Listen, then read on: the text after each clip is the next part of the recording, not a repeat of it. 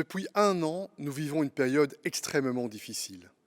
Le Covid-19 a bouleversé nos vies et il a pris des vies, beaucoup trop de vies en Europe et partout dans le monde. Et nous avons résisté, et nous avons dû apprendre à résister. Et nous ne l'aurions pas fait sans nos résistantes. Les résistantes, ce sont ces femmes qui ont été et sont encore en première ligne dans notre bataille contre le Covid. Ces résistantes qui constituent 3/4 des personnels de santé et de soins en Europe et qui ont permis à nos hôpitaux de tenir le coup. Ces résistantes surreprésentées dans les métiers et les services essentiels qui n'ont jamais cessé de fonctionner même aux moments les plus durs de la pandémie.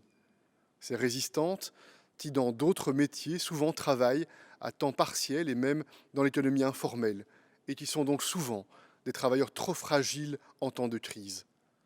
Enfin, ces résistantes qui souvent portent une part plus lourde dans l'organisation de nos vies familiales, marquées par les fermetures d'écoles ou de crèches, et qui doivent parfois résister, et c'est un comble, à une violence domestique accrue à leur égard. C'est à nos résistantes que nous devons d'avoir résisté, et plus que jamais, nous leur devons une égalité des droits, une égalité des chances et des opportunités qui n'est toujours pas assurée.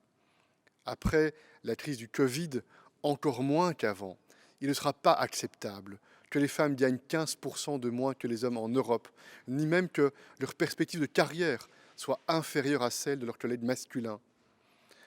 L'Union européenne a lancé un grand projet de relance et de transformation pour l'après-Covid-19.